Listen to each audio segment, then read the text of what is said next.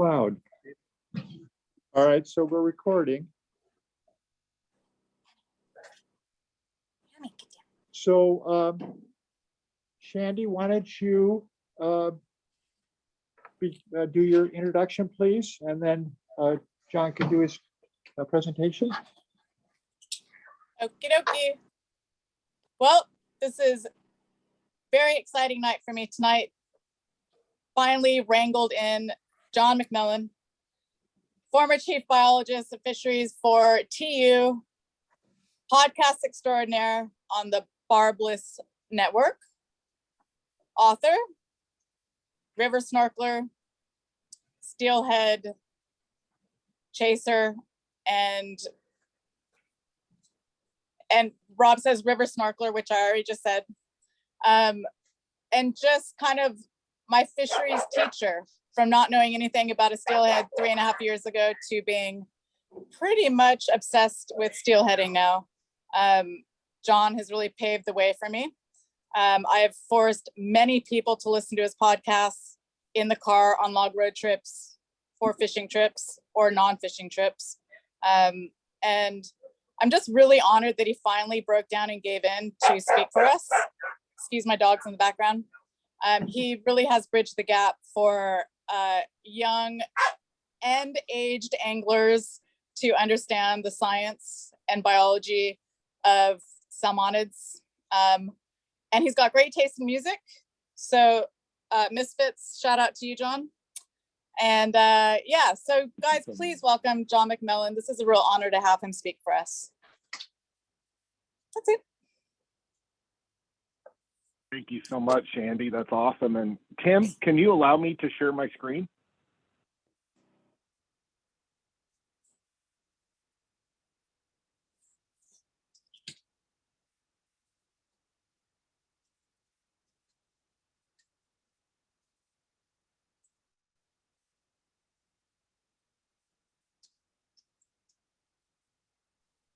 Can you go to the bottom of your screen and hit that green button?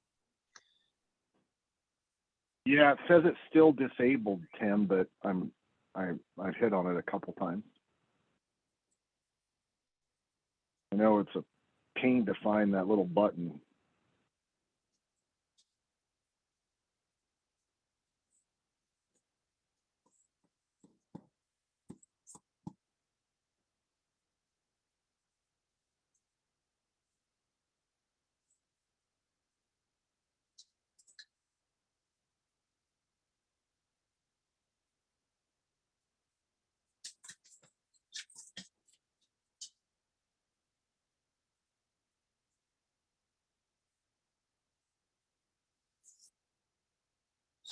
Oh, technology. Is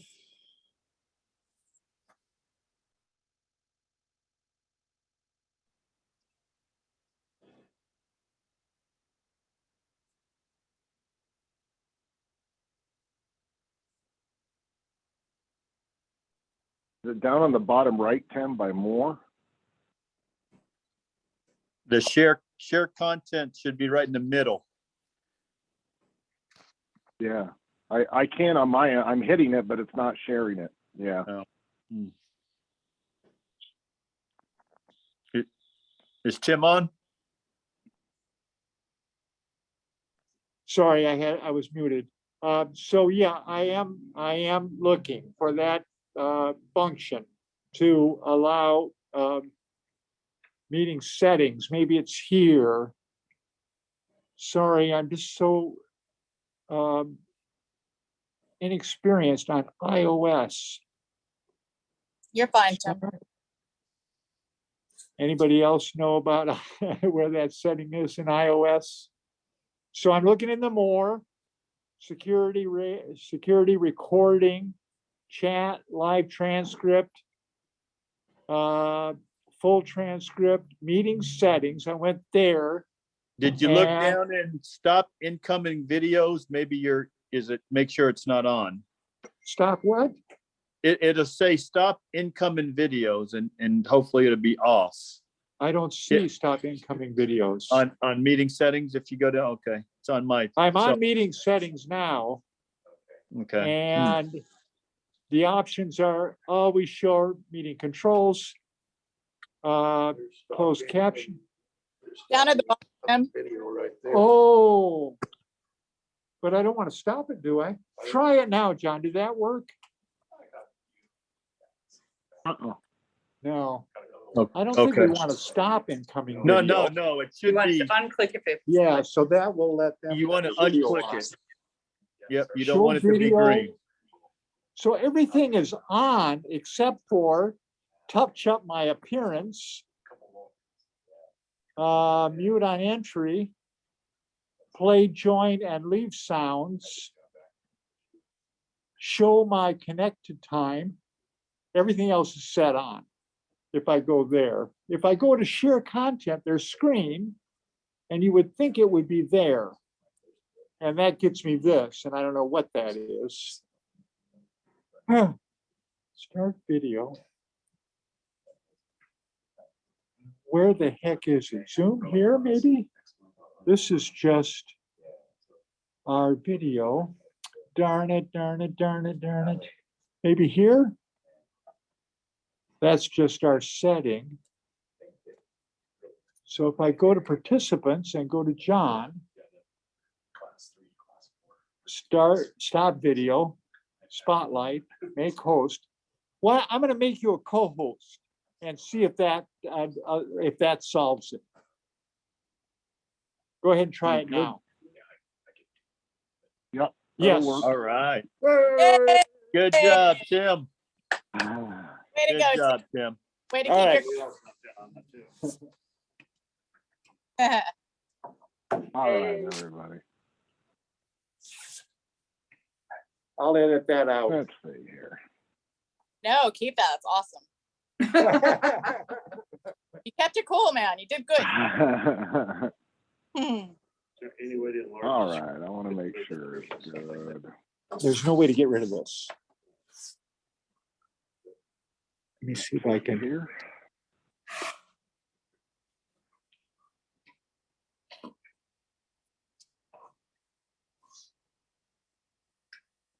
Here, I got rid of that. But I don't think I can get rid of this. Okay, it's not change ourselves. I know.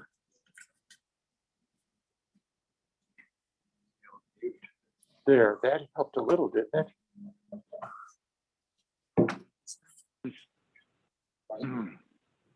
Did this help? Can you all see it? Yes. Yeah, that helps. Okay, great. Looks great. All right. So just want to say thank you to Shandy and Tim. Really excited to give you all a talk tonight. And I think I'll talk about the Elwha Dam removal tonight. You know, I was thinking about going over a recent paper that I published, but I figure that we've all had enough bad news in the world recently. So let's have a little more uplifting talk today. And I can come back at another point here sometime over the course of the next year and give the talk on the changes in run timing and abundance for winter steelhead. So we'll talk about the Elwha today. And for those of you who don't know, and Shandy mentioned, I had been working for Trout Unlimited the past 8 years, and I recently took a new job with a group called the Consesrvation Angler, a very small group. It's going to be myself as a scientist working with about 3 lawyers. And so part of it is you end up getting a little frustrated after 30 years in the business of seeing us nibble around the edges a little too much. And I felt like with the collapse of our steelhead runs in the Skeena, Columbia, across much of the North Pacific, maybe it's time to be a little bit more aggressive. But the main reason I took this job was, up until very recently, the Consesrvation Angler has been leading and doing science work on the last pristine, truly wild populations of steelhead that we have left over in Russia on the Kamchatka Peninsula. And I was supposed to go over there this summer and spend 2.5 months in that field camp working with scientists from Moscow State.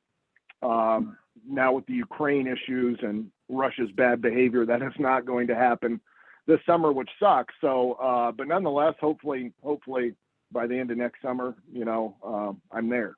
So in any case, at some point in the future, I'll have some cool stuff to talk about with Russian steelhead, hopefully.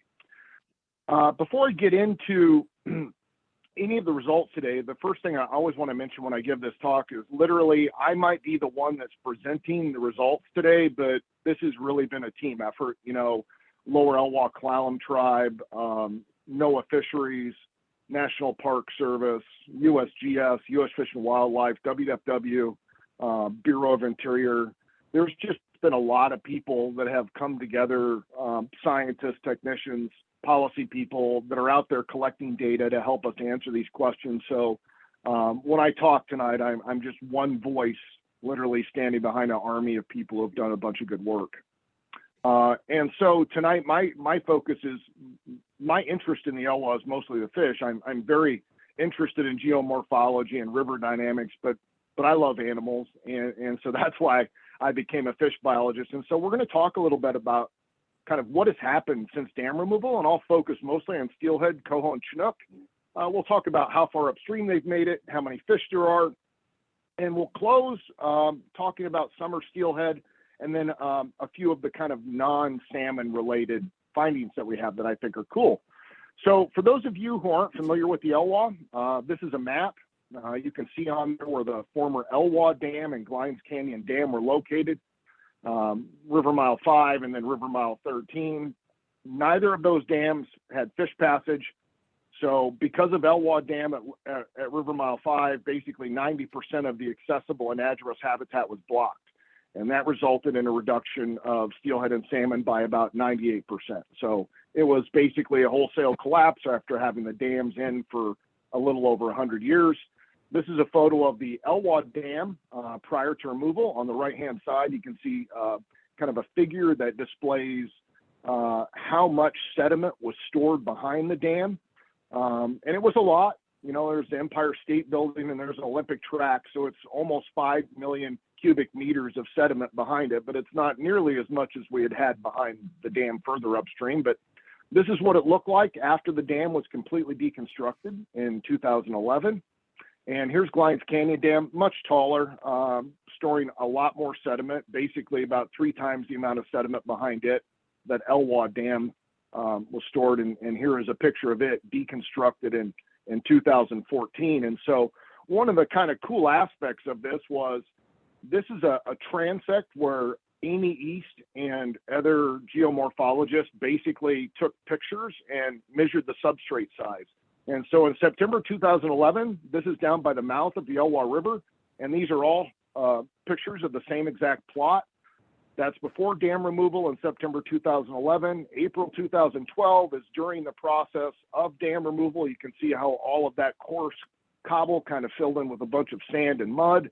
And by, you know, August 2012, we're already starting to see what we call a coarsening of the sediment. That is, you're starting to transport out that really small, fine sediment stuff, and you're leaving behind more pebbles and other kind of normal sized sediment. So that, you know, that's 10 years ago now, but that just gives you a sense of how rapidly the river was transporting that sediment out that was located behind the dams. It was occurring pretty rapidly, and it kind of looked like a moonscape. You know, this is a photograph of the Elwha River above Elwha Dam, where former Lake Aldwell was. So this was the old lake bed, and basically they came in before they built the dams and logged all the forest, but it was a lot of mud basically draining into this. What it reminded me of, in fact, is as a kid, I grew up about 35 miles from Mount St. Helens as a crow flies, and so it reminds me of post Mount St. Helens Toutle River. That's kind of the look it gives you. And of course, this was really hard on the fish, right? You know, we got suspended sediment loads up to levels that were comparable to some of the areas, you know, that were not directly impacted by the debris flows that came off St. Helens, but we're talking the sediment loads were much higher than we would see in a normal debris flow. So it was hard on the fish. We estimate that about 95% of the juveniles and 95% of the macroinvertebrates that lived in the river below the dam died during dam removal. I'm not sure if this video is going to play, but this is a picture here. We'll try and get the video just showing how the river is starting to erode all that sediment that accumulated behind those dams. And so all this sediment up here was basically under a lake bed. But does this play for you, Shandy? Can you see the video playing? Yeah, yeah. Little. So you know, Bladed. a little sketchy. Yeah, yeah, but you all get the gist of it, which is this is during a flood event. It's coming down and it's just kind of eroding all of that sediment that had been stored behind the dams, and trees were kind of falling in like crazy. So it was pretty fun to watch, but it wasn't just that it was eroding things. One of the other things we began to realize is that out here on the floodplain were all these old stumps that had been logged. You can still see the buck marks, the buckboard marks in them, and these things were kind of fossilized. They looked like they'd just been logged the other day.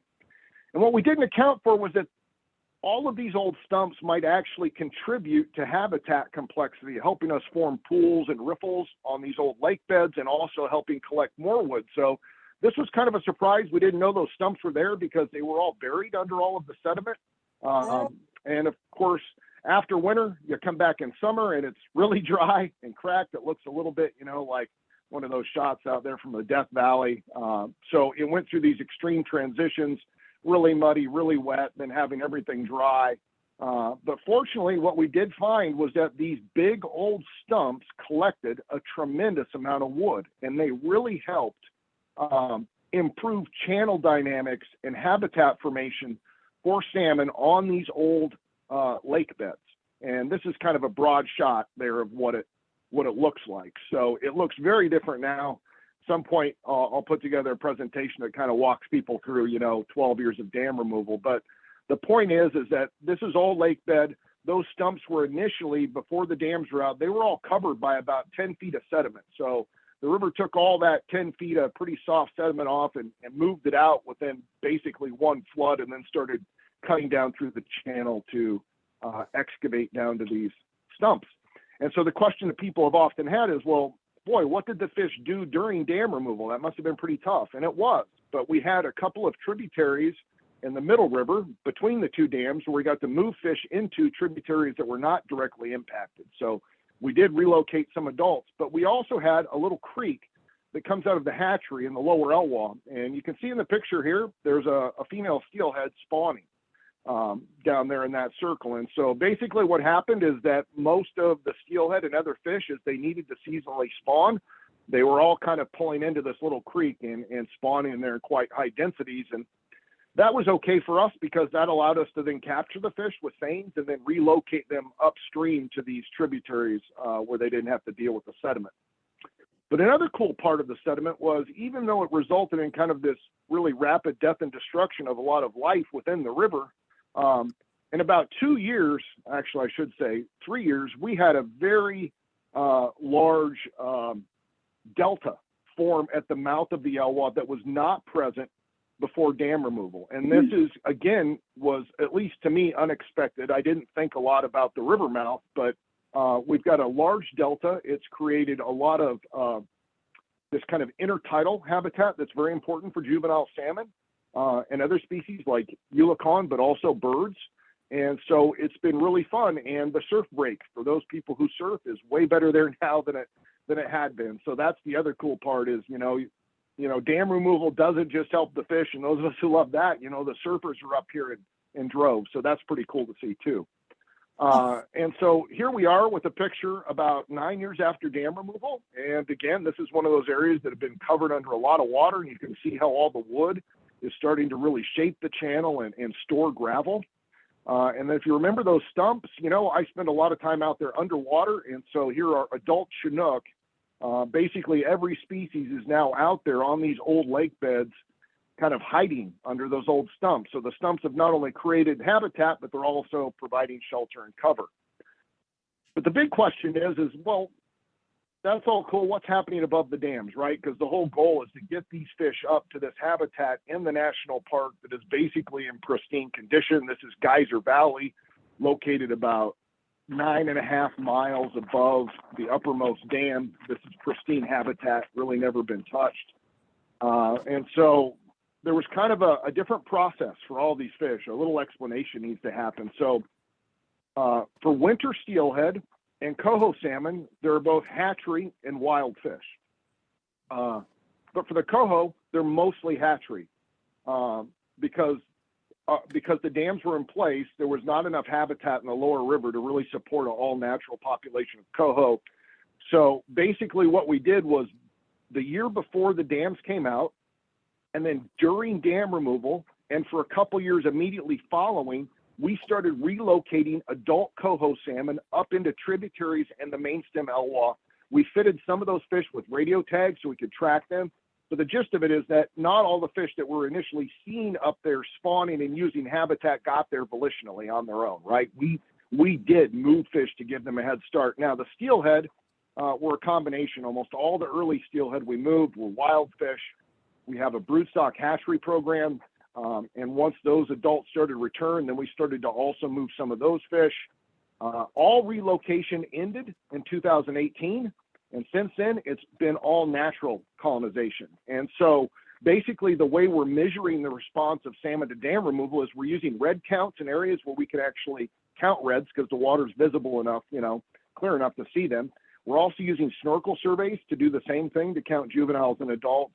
And we're using radio telemetry, as I mentioned earlier.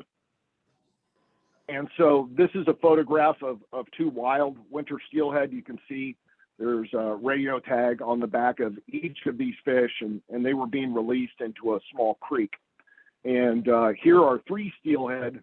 The one in the middle was actually one of the very first natural colonizing fish that we saw making above the dams. And kind of a cool story is the tribal fellow that I work with is also my best friend. His name is Ray Moses, and him and I spend a lot of time out in the field. He's Nez Perce, his wife is Elwha, and so we're out here. We moved a bunch of steelhead up, relocated them.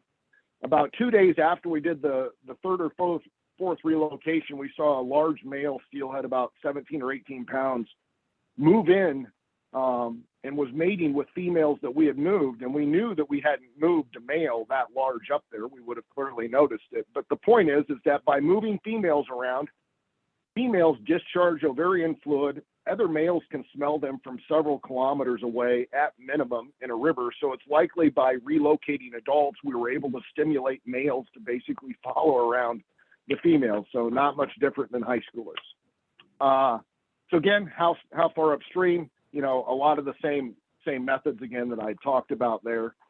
So we have steelhead on the left and coho map on the right. And with steelhead on the left, I believe I'm using red to kind of show you how far upstream they've made it. And I think with coho, I'm using blue. I'm really colorblind, so forgive me if I'm wrong. But on the left, this was after the first year, right? So this was how far the fish had dispersed after the dam was open and after we'd moved fish. And what you see is that steelhead made it, this is the former dam site for the former Elwha. Here's Glines Canyon. That was not passable. Glines Canyon was not passable until 2015. So in 2011, as far as they could go was up into Indian Creek, Little River, and then they could make it up to Glines Canyon. You can see that steelhead distributed, maybe another 9 or 15 miles of habitat. But the coho in the first year of recolonization basically took advantage of almost all the habitat that was available. They quickly expanded their distribution, even more rapidly than steelhead did. So that was kind of interesting. We go to 2013, which is year 3 after recolonization. You can see here that we've got coho a little more distributed into another creek that runs off to the left. And steelhead now are basically at the same distribution by year 3 as the coho were in year 1. But they're about even now. And then we go to 2016. So by 2016, Glines Canyon Dam was passable. And you can see that we've got steelhead now that have made it way above Glines Canyon. But the coho are still petered out, right? They kind of made a glorious first run, and then their distribution didn't increase too much. But one of the most important things here is that initially Glines Canyon, even though it was deconstructed in 2014, was not passable, because the dynamiting and explosions left behind big rocks, and those rocks created a barrier to movement of fish trying to get by them. They blew that up in 2015. Here's a great shot of that by John Gussman. Thank you, John, for that shot. And after that, boy, did fish start moving up. So what we can see now here is 2020, 9 years after dam removal. The coho have made it a little bit above Glines, but not that far. But we have summer steelhead that have basically penetrated as far into the upper Elwha now as we think they're ever going to go. So we have fish that are all the way up to basically what are barriers, at least for steelhead. So that's been a lot of fun to see, is that within 10 years, we basically got steelhead back up into places where they hadn't been in 100 years. So I think, you know, it highlights, one, dam removal can have a short period of difficulty for the fish, but man, can they recover fast if things are done well. And this is just to let everybody know, the Elwha has been closed to fishing since 2010, right? So there's been no fishing in the river at all. And I think a lot of us believe that's been a really critical component of this, is just kind of taking a step back and letting the fish do what they want. So this is a similar figure, but it's for Chinook salmon. And again, it just breaks it down by the same periods: 1 year after dam removal in 2011, 3 years in 2013, and then now 2020, 9 years. And so Chinook have not made it as far upstream as steelhead, but they've made it further upstream than coho. And so the other question is, well, how do we actually count the fish? Because we had a lot of sediment in the river, and the Elwha is glacial, which means that red counts can be difficult. Snorkel counts aren't always feasible. We have a sonar in the river. We've been running sonar since 2009, I think, with Keith Denton, and sonar has worked really well. Here's where the sonar is located, basically about river kilometer 1.2, so it's right down at the mouth. We actually have two sonars because the channel was split into two channels down there, and both those sonars run basically, 7 days a week, 24 hours a day during the whole season for steelhead and for Chinook salmon. And we've got some sampling techniques that we've developed to determine what the ratio of different species are. But it's not that complex. We run the sonar, and this gives us a sense then of how many fish. And so on the left axis over here, that's the total number of Chinook. And on the right axis is total number of steelhead. I'm too colorblind to tell these things apart, but I'm pretty sure steelhead is red, and I can't tell what color Chinook is. You get the point. Oh, you're going through the 90s and 80s, and then as soon as dam removal, 2012, you see all these much larger run sizes. And what is really cool is that 2021, which was last year, we had the largest winter steelhead run size on record so far in the Elwha, which was about 2,500 adults. To put that in perspective, that was about the same number of fish as the Hoh River got last year. It was far more than the Boga Shield got. So again, within 9 to 10 years after dam removal, we're starting to see a nice, really rapid response. These are the Chinook salmon. Now, the Chinook salmon here are a little bit different because most of our Chinook salmon, of course, came from a hatchery population, while the winter steelhead and the summer steelhead, while the winter steelhead had some hatchery fish, there was a naturally spawning wild native population of winter steelhead below the dams that existed. And we had tons of rainbow trout above the dams that could have harbored genes that would resume anadromy once the dams were out. But the point here is, again, just as the Elwha Dam is removed and Glines Canyon is removed, right, we're starting to see these kind of positive responses where not only are we getting more fish, but as you see, we're getting more fish further upstream. Again, just a similar figure showing how steelhead have responded. So one of the interesting things with Chinook is that because they are hatchery, and hatchery fish almost universally survive at much lower rates in the wild than wild fish do. When you start planting a large number of hatchery fish and want them to take off on their own, it's going to take a while for nature to select and operate on those fish. And so what we were seeing basically is that total juvenile production of wild, naturally produced Chinook salmon was really low until 2019. And I don't have 2020 and 21 on here, but they show very similar numbers to 2019. And so what we think happened is that survival was quite poor for those hatchery Chinook, partly because they've been domesticated, but also partly because they were spawning in the main stem river mostly, and mostly below one of the two dam sites. So they were spawning in the old lake beds, and those are really dynamic channel areas. So we would expect as the river stabilizes, which it is starting now to do, we're at background levels of in-stream sediment. So the river is running as it would be before the dam without any dams in. So that's nice to know. So basically, as the river is beginning to stabilize, we're starting to see natural production of Chinook increase. So that's another positive sign for us. And this is just a figure showing the number of steelhead smolts, and we've got different traps and estimates in here. I wouldn't get too much into that. The point is that steelhead smolts are notoriously very difficult to capture in smolt traps, especially in main stem rivers. Those are really large. They're about 8 inches in size, and they can just swim around and easily avoid a trap. So efficiencies are low. That's why those error bars around the little estimates are so big. That's what those vertical bars are. That's the error that we have around our estimate. But the point is that the natural production of steelhead smolts is increasing just like it is for Chinook. And that's another good sign. And so here's kind of the suite of all 3 species and what you've seen since the first year of dam removal in 2011. I think we're here to 2020, at least in this figure. So things are looking good. But it's not only the adults that are helping us get from kind of point A to point B. These are juvenile Chinook. There's a juvenile steelhead, juvenile coho. And so Little River is one of our intensively monitored creeks that we spend a lot of time in.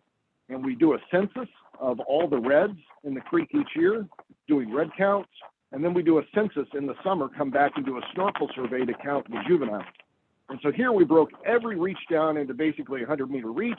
And what you see is that is where we counted the reds of adult coho. And then what you look down below is this is where we counted the juveniles, right? So there's a bunch of gaps in between where the adults were distributed, right? And then as juveniles begin to disperse, they fill in those gaps. So more of the habitat gets utilized by the juveniles than by the adults. But importantly, we're seeing this in the main stem too, is that, in other words, this means that even though you might have had a few adults spawn in one location in a creek or a river, that their juveniles have the capacity to disperse quite a long ways, hundreds of meters to a few kilometers, and still have their survival be relatively high. So that's kind of been a fun aspect of this. But I think the most exciting aspect of this for me has been the resurgence of wild summer steelhead. And here on the left, we have Eleanor Chittenden in 1907 with about a 13-pound wild summer steelhead from the upper Elwha caught on a fly rod. And then on the right is the very first summer steelhead that I saw make it above any of the dams, and that was October 2012. And I was fortunate enough to have my camera with me that day when I saw that fish. So before the dams came out, there were very few summer steelhead. They were basically almost an extinct life history. Now, below the dams, we might see 1 or 2 each year. Sometimes they were clipped, likely strays from somewhere else. Other times they weren't. But again, we knew that we had thousands of resident rainbow trout above the dams. And there's a tremendous amount of research, as folks probably know if they've heard me talk before, that rainbow trout and steelhead, same species, they can give rise to each other, right? And rainbow trout can give rise to steelhead, and we've got a number of examples of that happening in the literature. So the cool thing is, in 2016, the Park Service went up and they counted like 20-something or 30 steelhead, and then the next year we expanded the survey a little bit more, counted like 60. In 2018, we decided to do a full riverscape and counted like 230. In 2019, I don't have the last years on here. In 2019, we got to like 330 steelhead counted in our snorkel survey. And the important thing is that we use, in 2019, and since we've been using mark resites, so we're capturing steelhead in the lower river with seines and then tagging them with floyd tags.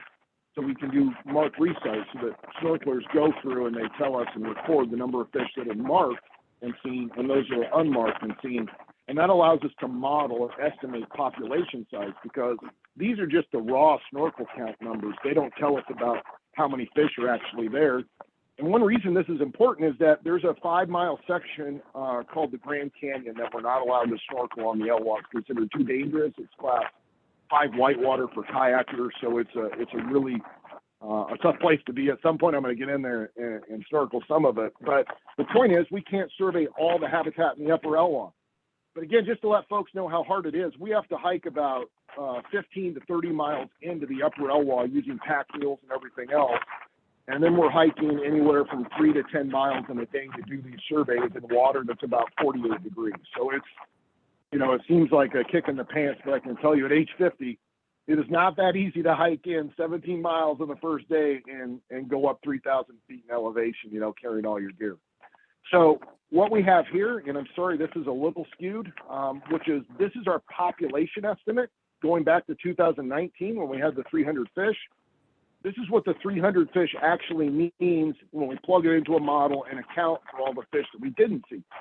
The bottom is a binomial model. The upper one's a hypergeometric. They both work well.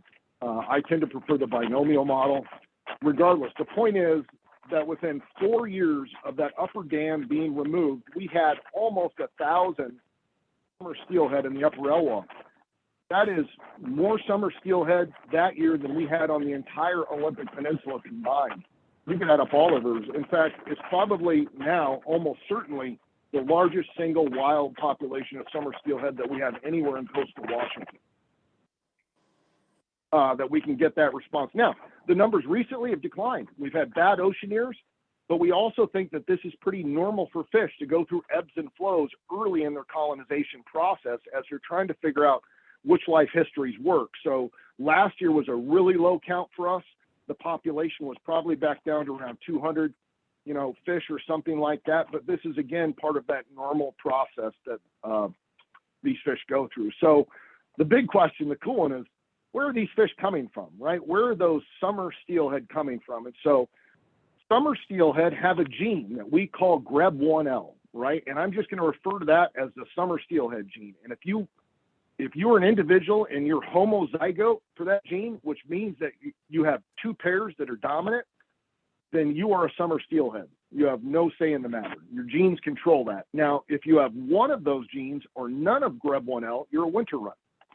And so what we saw here is that indeed the summer run adults that we were sampling have the summer run genotype, right? These fish that are coming back. And the winter runs that we're sampling mostly have the winter run genotype. Now, some of the winter runs we sampled had summer run genotypes. And this is because we're using time of year to tell us about when the fish are sampled. We're also catching, so some winter steelhead enter in June and July for us, and some summer runs do. So we have some overlap. And then we have this light blue box up here, which are heterozygotes. And those are fish that are also probably caught during a period of time of year when it's a little bit in the middle, right, for these fish. But the main point is our summer steelhead show this GREB1L, and I think that's red or whatever color gene. And so now we can look at, okay, what do we see pre-dam? We have AD, ID, and BD. AD is after dam removal, above dams. ID is in between the dams, and BD is below the dams. But the main point here is let's look at what was above the dams pre-dam. Is we had all of that summer steelhead gene, and those were all found in resident rainbow trout.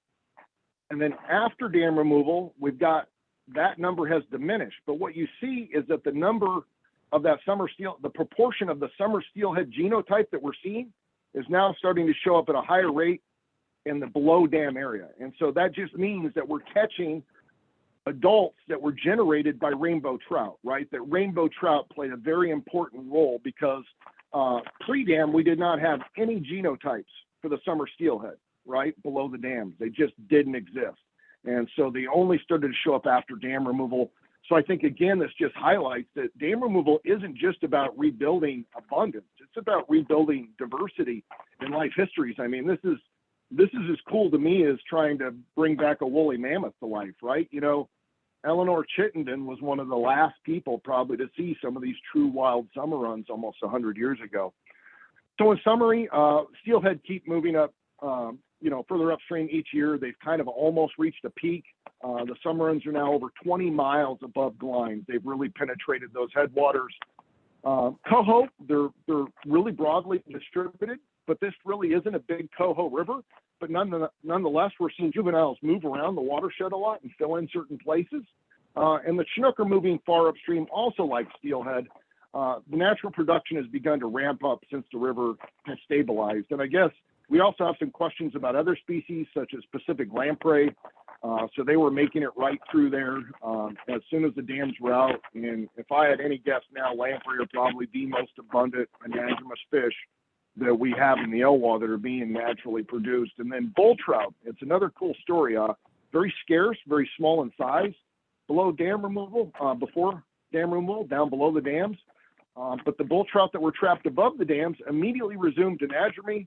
It's increased their size because they've gotten older in age and their condition has gotten better. So that's really helped the bull trout. And last but not least, one of my favorite birds in the world is what have these anadromous fish done to the dipper? Well, some pretty cool stuff. It didn't do much for the males, right, which is to be expected because sperm is cheap and eggs are costly. But what you see here is that this is a mass index, right, for each of these birds. And so you can see that females without anadromous fish had a significantly lower body mass index than those that were exposed to anadromous fish. And these measurements were taken out of Little River before and after the river was opened up for anadromy. So one of the things that we saw were the dippers just going crazy, right? There were so many eggs and so much flesh for them to eat that it was just, you know, glorious to them. It seemed like to me, it looked like a little slice of Alaska. So in closing, that's it. You know, thank you very much. And if there's any questions, feel free to let me know. Okay, well, rather than use chat, why don't you guys in Zoom that want to ask questions, unmute yourself, and our mic is open here in the room, and so we'll just let people in the room ask questions as well, one at a time.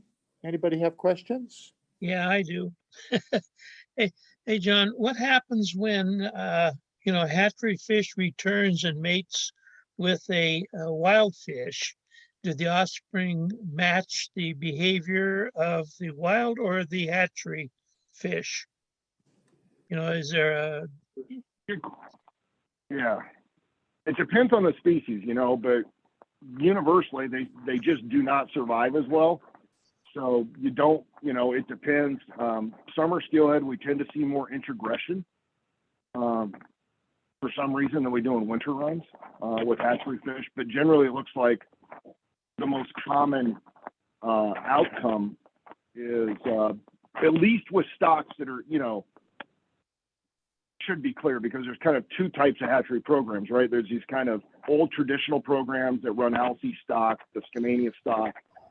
Those fish, you know, their survival in nature is 10, 20%, right? So when they breed with a wild fish, the genes just basically disappear from the population. And when you start getting into brood stock and these other things that derived at some point, you know, more recently from wild fish or used wild fish, it still looks like survival is really pretty poor.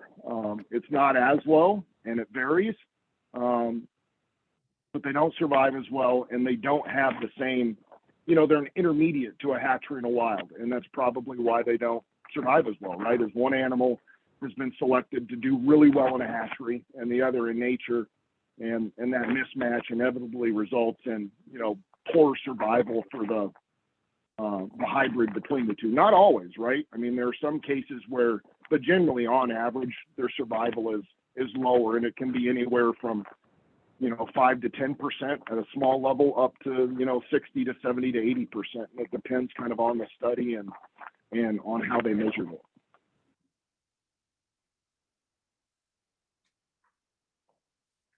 Other questions in the room?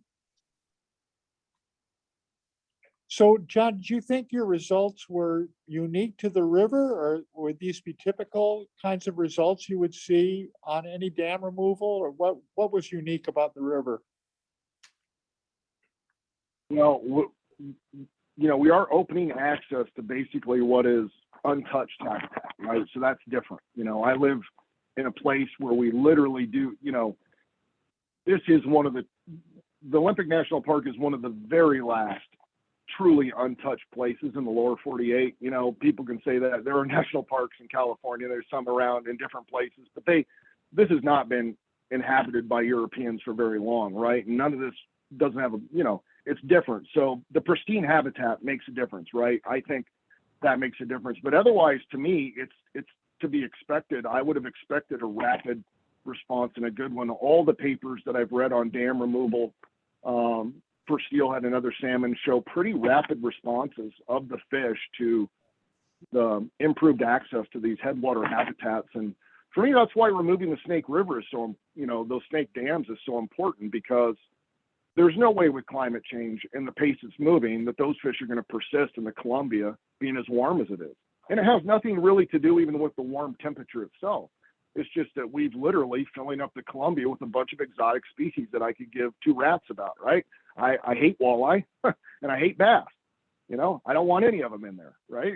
People want those, then go back to the Midwest and catch them. So part of the concept of breaching dams is you recreate habitat that favored salmon and does not favor those other fish. I mean, there's only one reason we have pike minnow in the Columbia that exceed 24 inches. It's because it's a bunch of stagnant water, right? If you cranked up the velocity in the main stem Columbia and Snake River, those fish are all going to be pushed to the margins and edges like they were historically.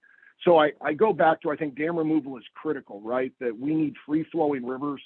I also think the hydropower is, I hate to say it, but it's old news and it's not clean power. And we have so many other great options for power right now than hydropower. But I understand it's a challenge, but nonetheless, I think the snake dams, they absolutely have to come out, you know, if we want those fish to persist into the future. And if we want to give, you know, tribal or recreational anglers a chance to be fishing for those fish in 50 years. So I do think dam removal is important. I think the Elwha is a bit unique because we have really pristine habitat. But that said, I think, you know, places in the Snake are, it's not totally pristine, but you're still providing access to a lot of relatively intact habitat, and it's habitat that is predicted to be a refuge for cold water fish as the climate warms. So I'm excited about dam removal. I'm excited to see what happens in the Klamath. I think it's going to be another success. And it shouldn't be surprising because all of these fish have basically evolved to live with this stuff throughout their evolutionary history, right? This is their trick. Salmon have evolved through volcanism, glaciation, huge floods, forest fires, drought. You know, when glaciation was at its peak, it's likely that, you know, Mexico was full of steelhead. So we have to think about that at times. There are rivers that drain to Mazatlan that their headwaters have large, relatively robust populations of native trout that were related to old cutthroat and steelhead. So the distribution of steelhead and salmon at this point in time is different from what it was, you know, from much of their history. So I think they're uniquely adapted to dealing with these short-term challenges and environmental difficulties, which is why I'm excited to see the Klamath and hopefully, you know, the snake come out in my lifetime. Well, John, if dam removal is one of the answers, we have a number of coastal streams that are not dammed. And yet the salmon and steelhead population on those are drastically low.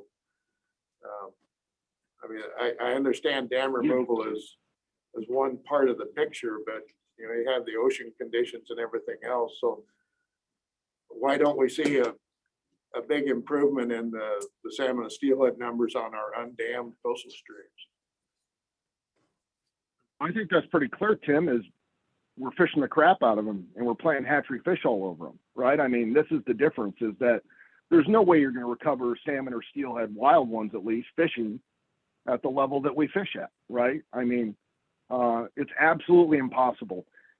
And all my friends that are modelers can generate you a stock recruit curve and say that they can harvest this, but everywhere we've applied our fishery models, everything's gone down the crapper, right? So, I mean, yeah, you know, not fishing, right, makes a huge difference. That allows fish to rebuild diversity, spatial distribution, other attributes they don't have. So I go back to, but I would also say that, you know, you go back to all of, when we think of why the salmon are depleted, it's not like as simple as ocean conditions. And there's a number of reasons I can give you that. For example, we know that the size of the fish, the size of the steelhead smolt, for example, determines its survival rate when it enters the saltwater. What we don't know is if our smolts are now smaller than they used to be historically because there's less food in our systems. So we don't know whether ocean survival has declined because of things that we've done to the fish themselves, or it's truly because ocean conditions have fallen apart, right? We don't have data going back to the 1940s that's going to tell us about ocean productivity. So we get a very simple, palatable description of this, generally from the media and most scientists, but it's more complex. And I think anytime you look at where we have strongholds, where fish are doing really well, generally they have high quality habitat or higher, their fisheries are better managed, right? and they have fewer hatchery fish. And I would give you Oregon Coast Coho as a great example.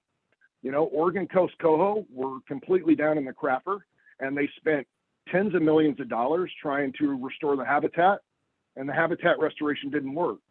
So they reduced the ocean harvest by 75%, and they dramatically reduced the hatcheries by even more. And, you know, in the mid 2010s, you had numbers of wild coho that returned to the Oregon coast that you hadn't seen since the 1950s. So you show me another river where you've taken that kind of action. You know, these are the actions, big, bold actions are what these fish need. And I looked at places too, like the Middle Columbia, you know, where it's doing pretty well, right? And the Middle Columbia steelhead, for some reason, are surviving at much higher rates. And one option is it's the place with the fewest amount of hatchery steelhead in the entire Columbia. So we talk about these things as like, there are some really pretty clear patterns where we've done well and where we haven't. So I guess I would say that dam removal works, but in and of itself, you could protect the best habitat in the world and you're not going to have any fish. We could look to Alaska. The decline in all the kings in Alaska, look, that's because they've been over harvesting immature Chinook for over 150 years. And so places are closing in Alaska. I think the Yukon fishery closed this year, nothing to do with habitat. And it's not because the ocean has gotten any worse. I wouldn't doubt that it has, but it's because we're shrinking the size of king salmon, and every species has an evolutionary calling card that makes them unique, that makes them successful. Like if you're Kobe Bryant, it's a turnaround jumper like Michael Jordan had. Nobody could stop it, right? If you're Shaq, it's a dunk. If it's Tim Duncan, you can make your free throws and rebound.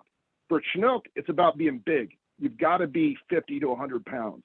If you're 10 to 20 pounds, you're basically a coho salmon, glorified, right? For steelhead, you've got to have a lot of repeat spawning, a lot of rainbow trout, and a lot of diversity. Coho salmon, beaver ponds, a low gradient habitat. But my point is that every species has something they require. And the more we take away from each of those fish, each of them has a different solution because they each have a different problem that they face. So I hope that's a long-winded way of saying that one of the reasons we're seeing what we're seeing in the Elwha is because we're not fishing. You know, we've allowed the fish to do what they want, and our trajectories and runs are changing, are not coinciding with what we see in all our other nearby rivers that we are fishing. So I think it, again, highlights how important it is to better manage our fisheries and our hatchery programs. John, I have a question.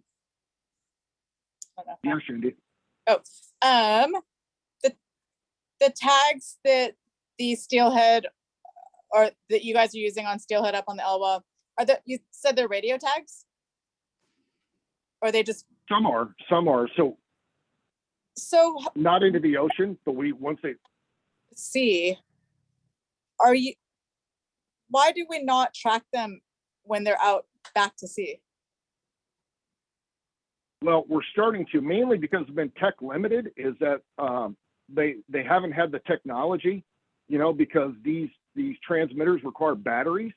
And so you're hoping to find one fish out in the ocean for and you can't get a battery that will run long enough on that small, you know, and then you've got to actually have receivers out in the ocean frequently enough. So it's only been relatively recently that we've been looking at it more in detail. But that said, we have like literally 80 years of harvest data. We know where all the steelhead are in the open ocean because of all the net data. They're not netted very frequently. They're not caught that much, but we know where they're going, you know, and kind of, we don't know where individual stocks are going in any given point in time, but we do have general sense of, you know, like our fish in the north go out further into the North Pacific than fish from where you folks are at, right? And as you get down into southern Oregon and California, a lot of those fish don't even head off the continental shelf.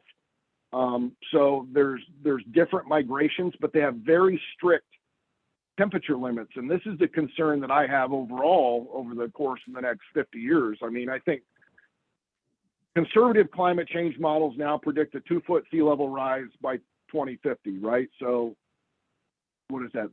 28 years, 2 feet. It's going to be more than that, right? It's probably going to be 5, 6, right? Scientists underpredict this stuff. There's massive glaciers. We're not accounting for all the fossil methane. the concern that I would have, and to me this is serious, is that, look, we're going to increase the ocean level so much that it's just going to make it a really warm, soupy mess, and probably more acidic.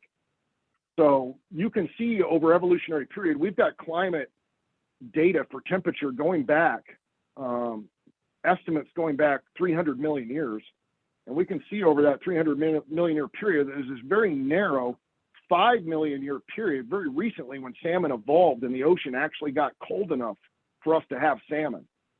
Now, fortunately, steelhead are pretty thermally tolerant, so they do better in a warmer ocean than a lot of these other fish.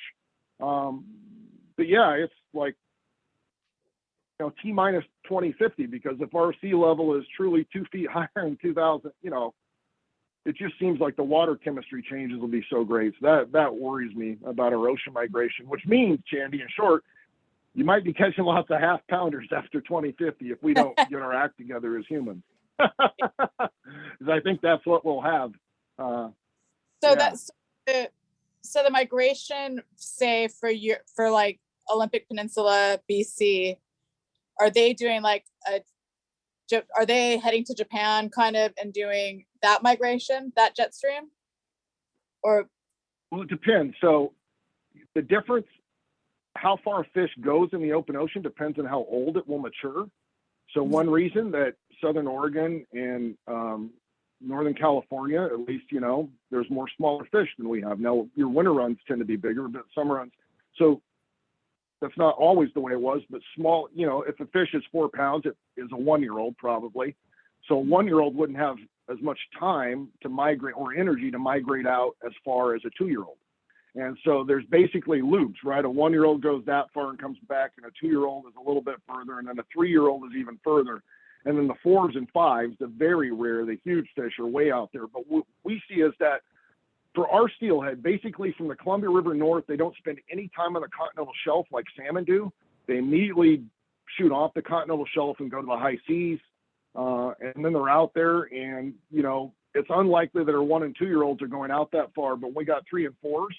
They're probably going out to the Bering Sea, off the Aleutian Islands, Kamchatka Peninsula, stuff And like are they that. pelagic? Are they going super deep, or are they pretty like subsurface?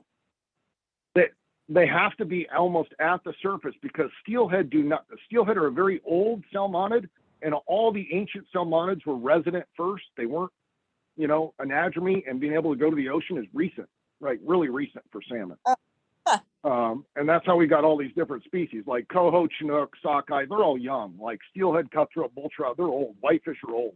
You know, whitefish are, I mean, that's, you know, they're old salmonid, right? So all the oldest ones are resident. So steelhead have a very limited ability to withstand the higher salinities that salmon like chinook and coho do. So they have to stay in the upper 15 meters of the water column in the open ocean. Interesting. Almost universally. Yeah, they're in the upper 15 meters. That's really interesting.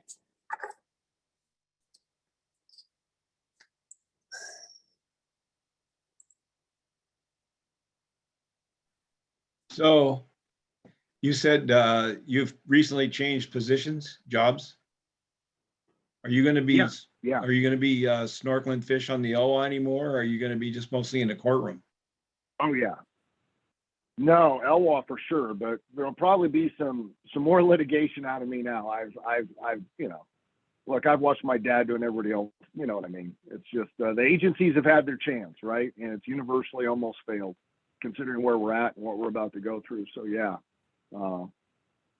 Look, if you look at the animals that we've recovered, they all required substantial litigation. Peregrine falcon, bald eagle, you know, you go through the whooping crane, you go through all this stuff. It takes a lot to save an animal, right? To kind of get us out of our own way at times. And not meaning all of us here as individuals, right? I mean, we're all, but you know, it's hard. And my job is, I don't think I can save every population. Again, I'm just really focused on, you know, the very last best places that I want to leave something behind. I'm not worried about those that are at the end of the bench that are already kind of destroyed and don't have much chance to me at a realistic recovery. I'm talking about the last 10, 12 best steelhead rivers we have in the lower 48. What there's still a rivers lot do of science, you know. Which ones do I think? are the Yeah, best. where do you like to go look Um, at fish? Well, I don't travel much, right? I mean, unless I have to. So I live most of my life up here on the OP, which is where I'm at, or I go to, BC up on the island. But I've been throughout pretty much I've been in every steelhead watershed in the lower 48. I've swam in probably 80% of them, but I like my rivers up here on the OP. Yeah. We all So, have our favorites, right? I mean, it's just the way it is. so are you involved at all with the BC steelhead stuff? Because that sounds pretty tragic right now. The what? Well, I'm familiar with it, but what I didn't the BC the decline. Yeah. Because it Yeah, sounds like, that is tough. I mean, because they had a good thing going there for up until 15 years ago or something, and now they've really gone backwards. in the Thompson or the Yeah. Fraser in that area, yeah. yeah, I think the Thompson. I mean, it's been happening.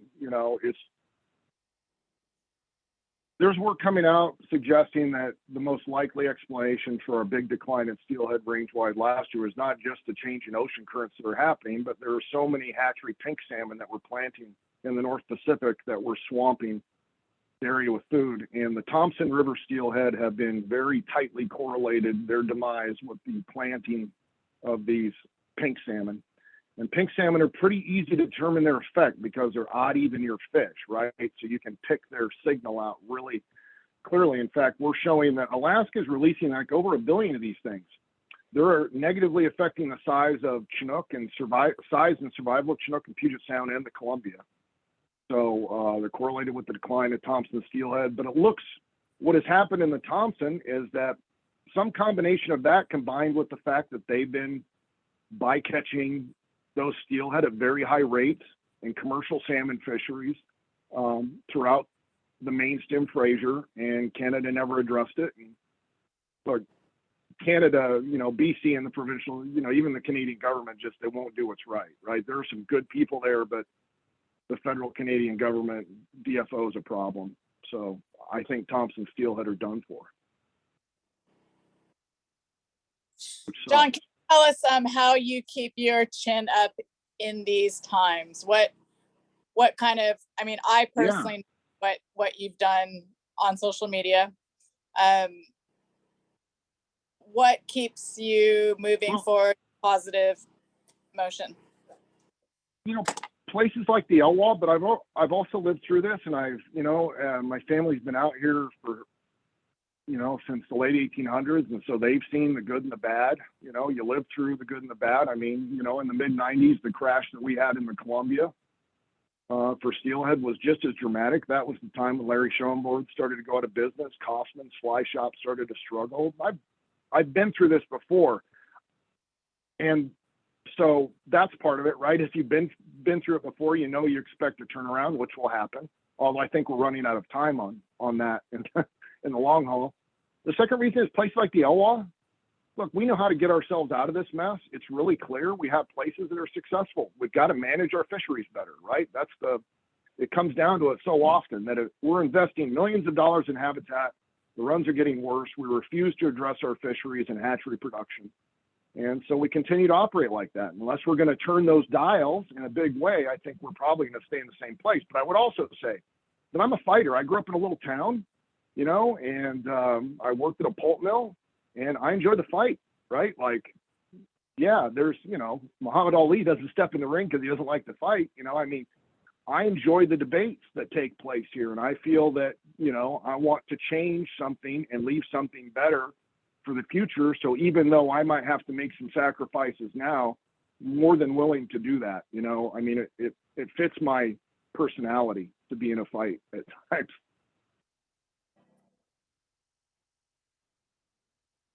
So I would say this though, look, salmonids are not going to go extinct. You're always going to have trout or something in fresh water. These fish will always persist there, but it is worrisome, right? I'm not sure that you're talking 20, 70 or 80, that there are any more, you know what I mean? I don't know that we're fishing for salmon anymore. It'll be, Bad my whole life. by 20, but seriously, by 2080, if we're not fishing for salmon, that'll be the least of our problems because, look, yeah, we're completely unprepared as a civilization, right, to deal with 5 to 10 feet level of sea rise and all the stuff that comes with it. So, and the cool thing is, the most hopeful thing of all is that when they originally started modeling the effects of climate change back in the early 80s and late 70s, it was actually before that, but some of the first complex models, and this looks like it could unfold, we're only going to be in a warm spot for a short period of time. It's going to revert back to an ice age probably pretty quickly into this, like a full on, you know, everybody's seen that movie, but that's the real, as we disrupt these currents and we get too much fresh water on top of the salt water, it disrupts the conveyor belt and the upwelling and downwelling and circulation. And most people aren't aware that like a place like Great Britain and, you know, like New York City are really high latitudes. And the only reason that they're really habitable for long period, you know, they'd be much more like Norway, right? If we didn't have those circulation systems. So I think that I always go back to that, you know, Shandy, we just each, because literally, I mean, the science looks so terrible for humans in 50 years that fish will be fine in 150 after we've done whatever we've done to ourselves and it starts to cool off again. That's kind of my opinion on it. So I keep some hope that nature bats last, you know, nature will always bat last.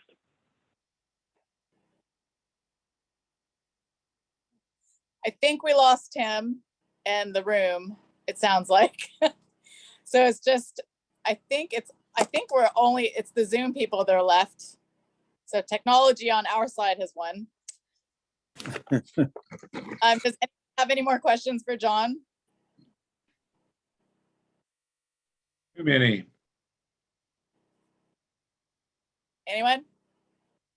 Enjoyed the presentation quite a bit, though. I'll tell you that. Did a good job. Can you let Thank you, everyone, and- we'll put a hyperlink for your Instagram account, but Oh yeah. Rainforest_steel is my Instagram. If you all are on there, and over the course of the next year, I'm going to be explaining some more of this stuff to folks that are interested. Like I've walked people through a lot of this before, and sometimes the things I say may come as a surprise because look, I love this, right? This is my entire life. I spend all my time either, you know, swimming, fishing, or reading, or, you know, conducting research. And so, you know, it's fun to share it, but I also understand that most of the time that folks get their information, it comes in a way that's filtered such that, you know, it's all the ocean or it's all this or this, you know, and it's not, it's just really, truly much more complex than it's often given credit for. But at the same time, it is also that simple that they just need good habitat. We can't kill too many of them.